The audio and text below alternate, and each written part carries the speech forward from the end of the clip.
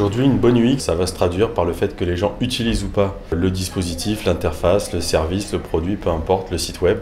Ça se mesure avec deux facteurs essentiels qui sont la performance, surtout sur les sites e-commerce. Si effectivement votre UX est adapté aux usages des utilisateurs, vous allez plus vendre de produits. Ça va créer aussi quelque chose qui a un effet peu secondaire, qui est de la loyauté. Si l'UX du dispositif que j'ai créé est suffisamment bien pensé, je vais avoir du plaisir à utiliser ces interfaces-là et donc je reviendrai les utiliser.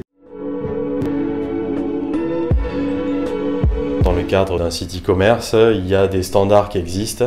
Maintenant, cette société peut décider que d'un point de vue serviciel, expérientiel, elle va ajouter, elle va changer la nature du service et donc avoir quelque chose qui soit différenciant. Je prends Amazon, le fait effectivement de faire de la livraison 1 heure.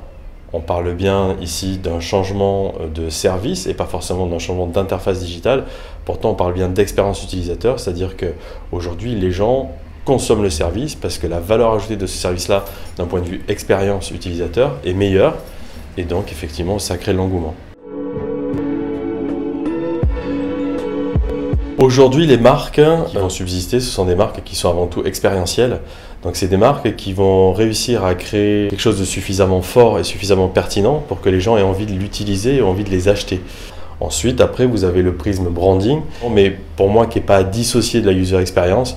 Logiquement, si vous prenez en compte vos besoins utilisateurs, il y a de fortes chances que vous arriviez à faire passer votre ADN en correspondance avec ses attentes.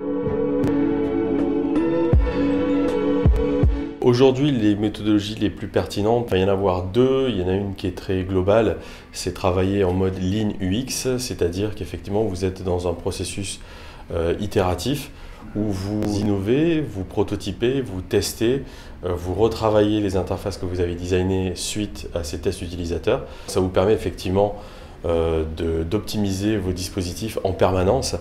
L'autre méthodologie qui est assez intéressante d'un point de vue UX en ce moment, c'est tout ce qui est Innovation Game. C'est des jeux très sérieux qui permettent à travers des métaphores de faire verbaliser aux utilisateurs les plus et les moins de leur expérience. Généralement, quand on leur parle du service en lui-même, ils voient difficilement comment l'optimiser.